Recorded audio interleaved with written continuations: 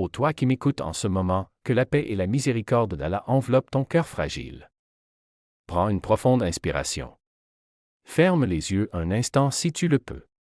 Laisse le bruit du monde s'éloigner. Car peut-être, et c'est peut-être la raison pour laquelle tu es ici ce soir, à cette heure précise qu'Allah, dans sa sagesse infinie, a voulu que ces mots arrivent jusqu'à toi aujourd'hui. Il était une fois un homme ordinaire. Ni riche ni pauvre, ni célèbre ni inconnu. Il se levait le matin, allait travailler, rentrait chez lui, scrollait parfois sur son téléphone, souriait à ses proches. De l'extérieur, tout semblait normal. Mais à l'intérieur? Une tempête silencieuse. Son cœur pesait des tonnes. Les soucis s'empilaient comme des nuages noirs, les factures qui s'accumulent, les paroles blessantes qu'on n'ose pas oublier, la peur de l'avenir, le sentiment d'être seul même entouré de monde. Les regrets qui reviennent la nuit comme des fantômes. Il cherchait le bonheur partout, dans un nouveau téléphone, dans une relation, dans une réussite professionnelle, dans les likes et les commentaires. Mais plus il courait, plus le bonheur s'éloignait. Il priait, oui. Parfois. 5 prières? Pas toujours. Parfois il les rattrapait en vitesse, le cœur ailleurs, l'esprit déjà sur la prochaine notification. Il faisait du dhikr, parfois, mais sans conviction, sans saveur. Il lisait le Coran de temps en temps, mais sans vraiment écouter ce que son Seigneur lui disait. Puis un jour comme les autres, dans un moment de vide absolu, il s'est assis seul, peut-être sur le bord de son lit, peut-être dans sa voiture garée n'importe où, et il a entendu ou lu ce verset qui a tout changé. N'est-ce pas par le rappel d'Allah que les cœurs s'apaisent? Sourate Ar-Ra'd, verset 28. Ce n'était pas un verset compliqué. Pas une longue explication savante. Juste une vérité nue, directe, comme une main qui se pose doucement sur un cœur en feu.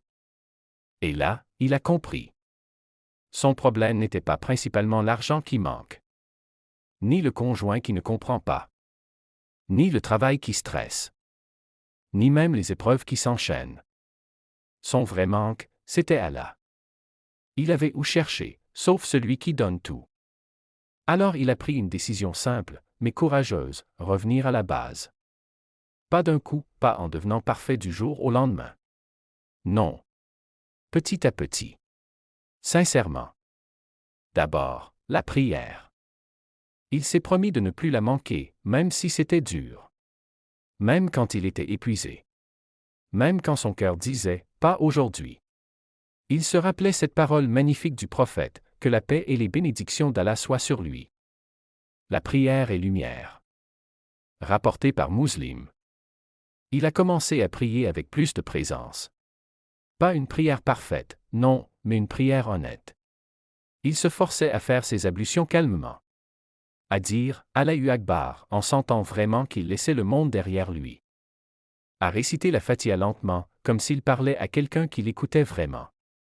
Et peu à peu, cette lumière a commencé à percer l'obscurité. Quand il était triste, il priait, il sortait plus léger.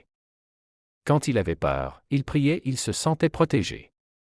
Quand personne ne comprenait sa douleur, il se prosternait et Allah, lui, comprenait tout. Ensuite, le Coran. Pas des heures d'un coup, il n'en était pas capable au début. Juste quelques versets chaque jour. Il ouvrait le Mushaf et lisait Ayat al-Kursi avant de dormir, en imaginant vraiment le trône immense au-dessus de lui. Il récitait la sourate Ash-Shar quand son cœur était serré. N'avons-nous pas ouvert ta poitrine? Et nous avons déposé de toi ton fardeau. Alors oui, avec la difficulté vient la facilité. Oui, avec la difficulté vient la facilité. Sourate Ash-Shar, versets 1 à 6. Ces mots sont devenus comme un baume. Il comprenait enfin, ces épreuves n'étaient pas là pour le briser, mais pour le purifier, pour l'élever, pour lui apprendre à s'appuyer sur Allah seul. Puis, le dua accent circonflexe, l'invocation sincère. Plus besoin de formules compliquées.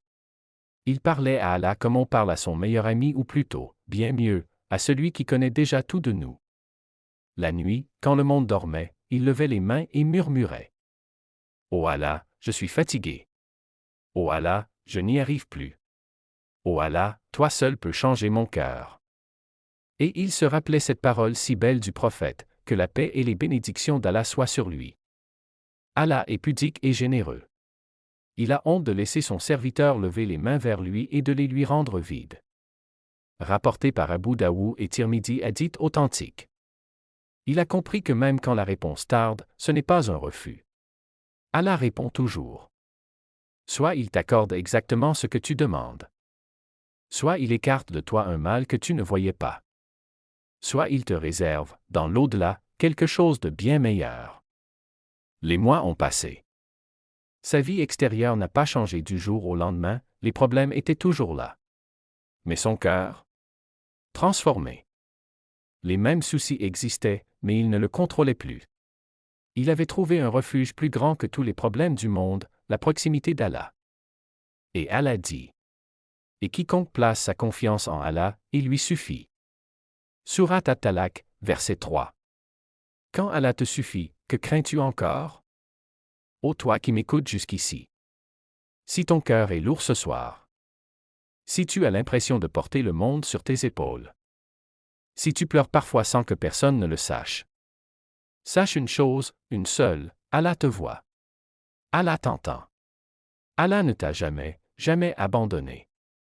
Peut-être qu'il t'a mis cette fatigue, ces larmes, cette solitude, justement pour que tu reviennes vers lui. Pas par obligation, mais par amour. Pas par peur, mais par besoin. Reviens. Reviens à la prière, même boiteuse, même courte, mais sincère.